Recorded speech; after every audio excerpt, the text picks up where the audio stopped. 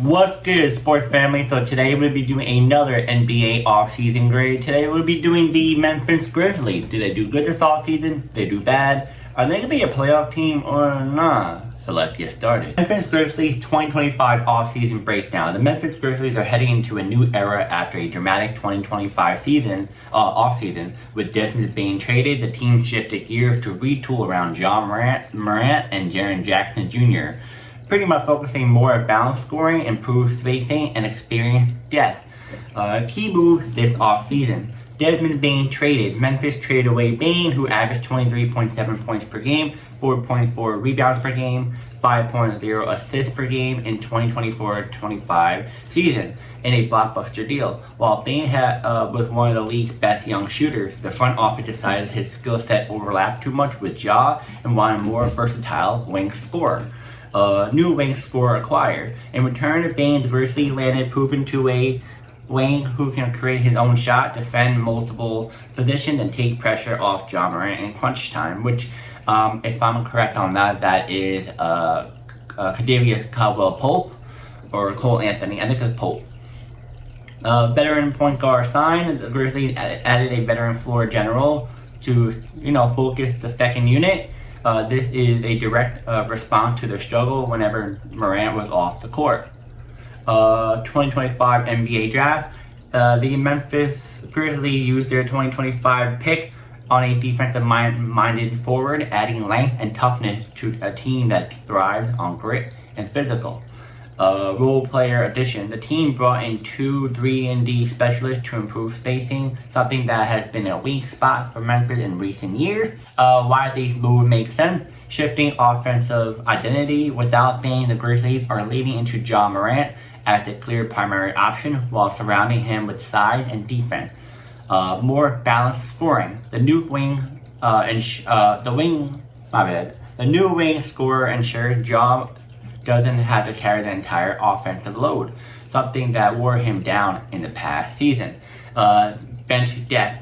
Adding a backup guard and versatile role player gives Memphis a steadier rotation.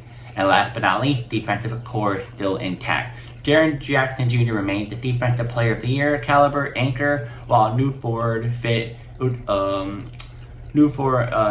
and previously other players defensive first philosophy.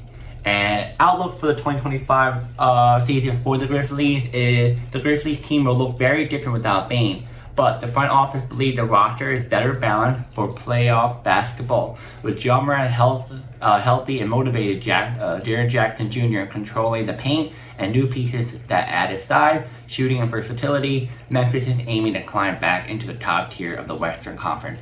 So yeah, guys, so that was a lot for 3 minutes of me yapping. So pretty much, they got rid of Desmond Bane. That was the main thing that happened in this offseason. They brought in Kadavius Caldwell-Pope, Cole Anthony, and a couple of picks here and there. As for other pieces like NBA drafts and then veteran signings, these last couple of videos, I'm not giving you too much detail because we're towards the end of it. A lot of these moves aren't the flashiest, so I'm not going to go into more detail about some of these moves that they made because, like I said, NBA draft, we just gotta wait until the season starts to see how these players do. And then some veteran signing. It's really like nothing big, some of these teams, so that's why I'm not really going over their signings. It's just, they're just there to help. But I think this is a very interesting move what the Grizzlies did. You bring in Pope and Cole Anthony. I thought they were gonna keep Bane for some reason, because Bane's really good. I just see how many points he does, rebounds, assists, all that stuff. But you have to say that you had Bane for how long since he was drafted, and he always was hurt, number one. Number two, he was just, out of him and Ja wasn't just, it wasn't like, Shaq and Kobe type of vibe. It's more like, yeah, I do my own thing, you do your own thing, we'll try and win. So I think they saw the fact that he wasn't doing a whole lot compared to what they thought he would have. So I think it was good to move on from them, I guess. But yeah, it's a little bit of a head scratcher. I feel like for a lot of Grizzlies fans, they're like, huh? he's awesome. And we get this back. I get it. You only got a couple of picks and 2 players that aren't really that the greatest. But you have to say the fact that Bane is always injured. So that's just what you're gonna get. It's not like yes, he's an NBA All-Star, but it's just, yeah.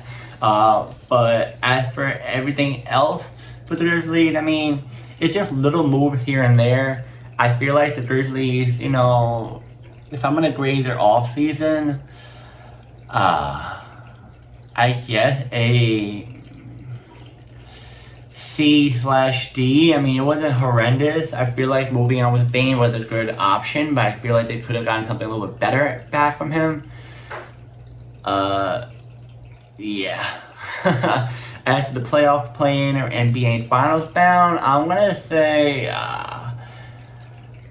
either it's not making it / play-in. I can't see a playoff team. The West is too stacked, and I just can't. I feel like it's either one of those. I feel like if Josh stays healthy, and then Jaren Jackson Jr. does his thing, everyone starts to, you know, do their thing. I feel like they're definitely going to be a good team. For a playing team, but playoff is really risky. Really, really, really risky. And yeah, guys, let me know in the comments. I know it's a pretty quick video. Like I said, only being the big thing that happened. They got the players from the Orlando, minor signings here and there. It wasn't really a whole lot. NBA draft, you know. But yeah, let me know in the comments. Do you think this is a good offseason, bad offseason for the Memphis Grizzlies? How would you grade it? A being good, F being bad. And honestly, are they going to be a playoff team or? And I'll see you guys next video.